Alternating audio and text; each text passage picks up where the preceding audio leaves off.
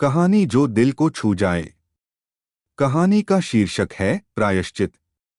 आज पढ़िए एक सुंदर कहानी। सुनो खुशबू, कल मम्मी पापा आ रहे हैं। वे लोग 10 दिन यहीं रुकेंगे। तुम किसी तरह से एडजस्ट कर लेना। बेड पर लेटते हुए राजेश ने अपनी पत्नी खुशबू से कहा। कोई बात नहीं राजेश, आने दीजिए उन्हें। आपको शिकायत का कोई मौका नहीं मिलेगा। सुबह जब राजेश की आंखें खुलीं तो खुशबू बिस्तर छोड़ चुकी थी। चाय ले लो। खुशबू ने राजेश की तरफ चाय का कप बढ़ाते हुए कहा, पर खुशबू तो बेड पर थी ही नहीं। खुशबू जब नहा धोकर निकली तो उसे देख राजेश चौंक गया।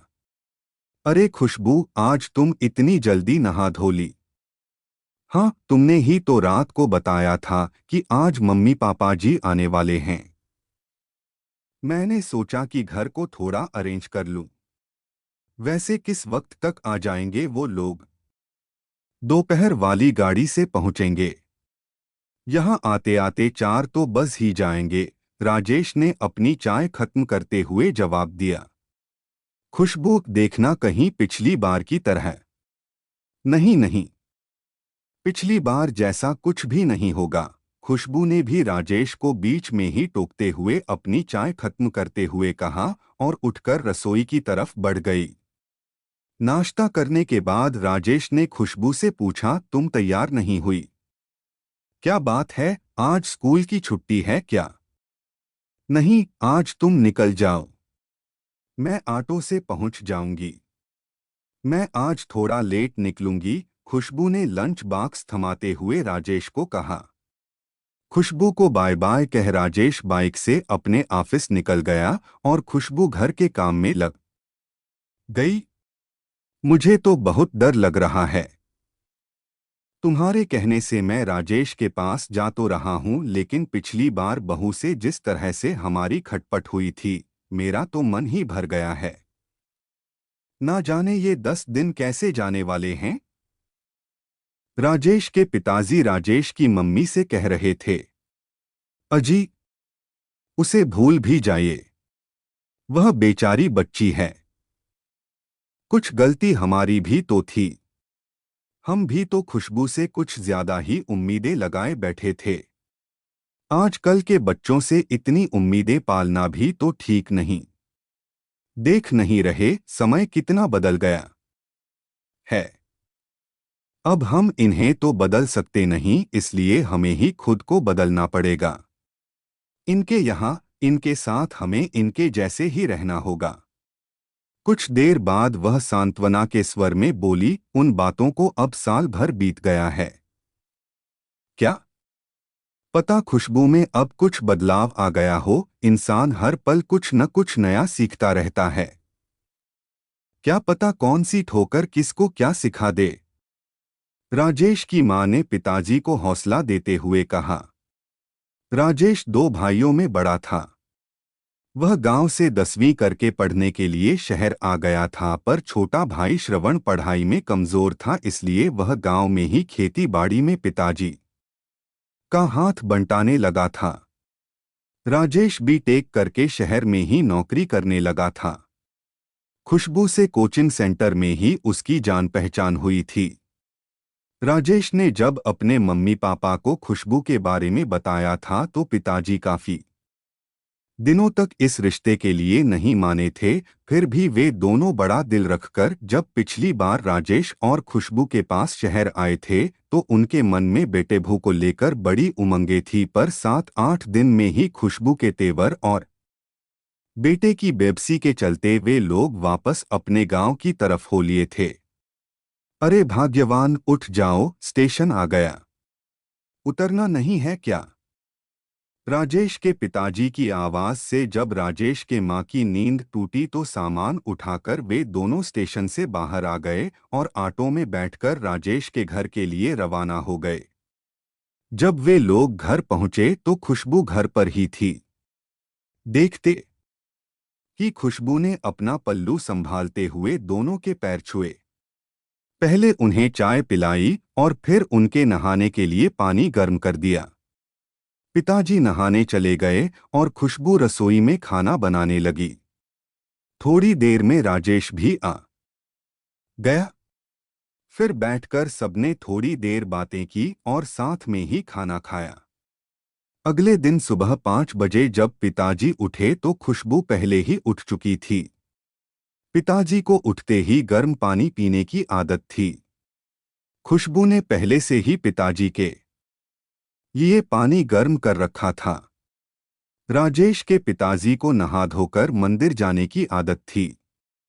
खुशबू ने उनके हाथ में जल से भरकर लोटा दे दिया था। नाश्ता भी पिताजी की पसंद का ही तैयार था।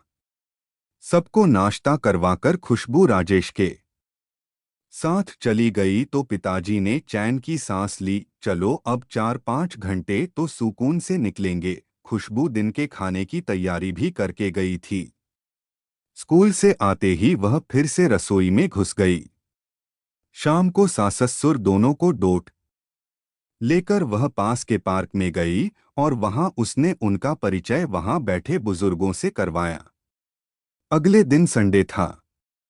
खुशबू, राजेश और वे दोनों चिड़ियाघर देखने गए। उनके लिए ताज्जुब की बात यह थी कि यह प्रोग्राम खुशबू ने बनाया था, जबकि उनके साथ कहीं आने जाने के नाम तक से खुशबू नाक भौं सिकोड़ने लगती थी। खुशबू ने उन्हें खूब अच्छे से चिड़ियाघर दिखाया और शाम को इंडिया गेट की सैर भी करवाई। खाना पीना भी सभी ने बाहर ही किया।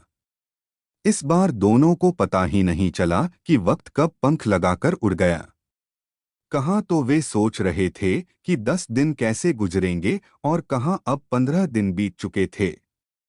आखिर जब कल गांव से श्रवण का फोन आया कि फसल तैयार हो गई है, उसकी कटाई करनी है, तो उन्हें अगले ही दिन गांव वापसी का प्रोग्राम बनाना पड़ गया।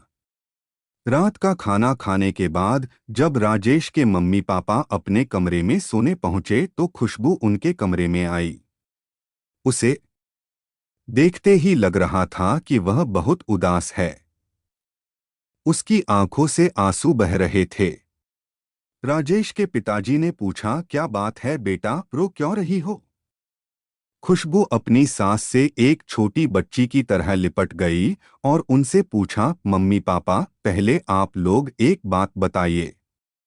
पिछले 15 दिनों में कभी आपको ऐसा महसूस हुआ कि आप अपनी बहू के पास हैं या बेटी के पास? नहीं बेटा, सच कहूं तो इस बार तुमने तो हमारा दिल ही जीत लिया। हमें किसी भी पल यह लगा ही नहीं कि हम अपनी बहू के पास रह रहे हैं। तुमने हमारा बहुत ख्याल रखा है बेटा, लेकिन प्लीज एक बात बताओगी?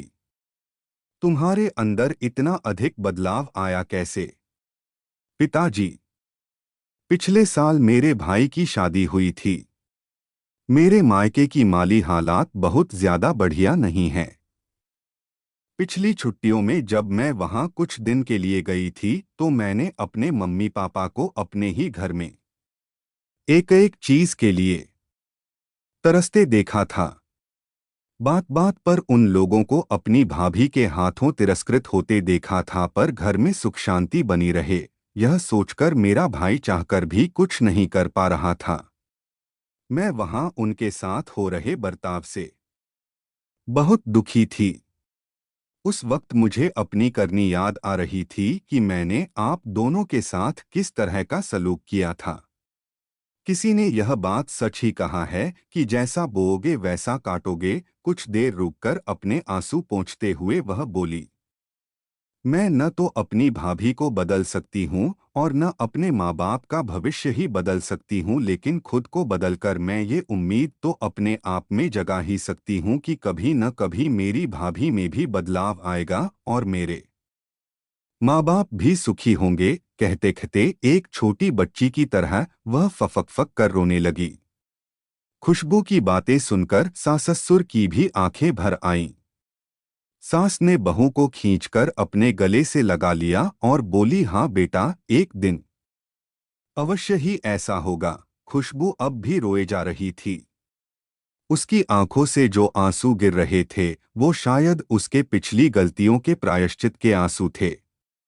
कहानी अगर अच्छी लगी हो तो आप लोगों का आशीर्वाद चाहूंगा।